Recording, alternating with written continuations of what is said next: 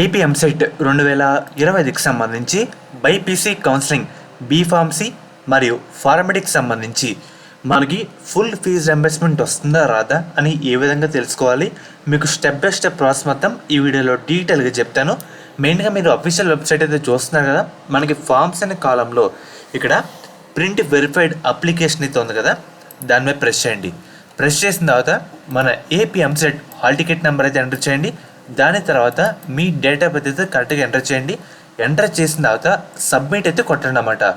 Submit కొట్టిన తర్వాత మనకి మెయిన్గా ఈ విధంగా రావడం జరుగుతుంది. ఇక్కడ స్క్రీన్ మీద చూస్తున్నారు కదా, మనకి ఈ విధంగా వస్తుందన్నమాట. మన టోటల్ డీటెయిల్స్ అయితే రావడం జరుగుతుంది. అంటే మన పేరు, father name, reason, EWS, phone number, minority, date of birth.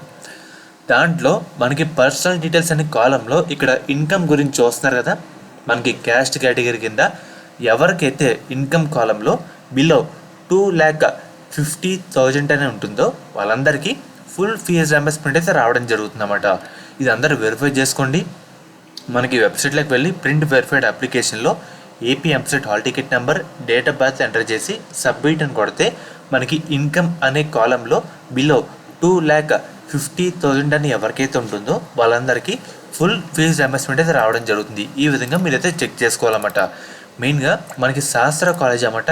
ఈ కాలేజ్ కూడా మనకి నెల్లూరులో అయితే ఉంది.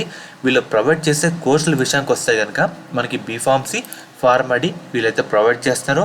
గవర్నమెంట్ అందించే 38,000 రూపాయలు ఫీజు రింబర్స్మెంట్ కాకుండా 20,000 కట్టి మనం ఈ కాలేజ్లో జాయిన్ అవ్వచ్చు అన్నమాట. అండ్ అలాగే మనకి మేనేజ్మెంట్ సీట్స్ కూడా అందుబాటులో అయితే ఉన్నాయి.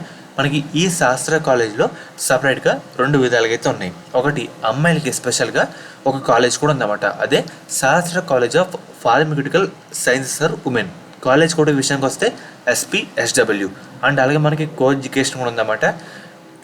వాటి కోడ్ విషయానికి వస్తే SCO అండ్ SPRC. మనకి వెబ్ ఆప్షన్ టైంలో ఈ కోర్స్ అయితే గుర్తుపెట్టుకోండి.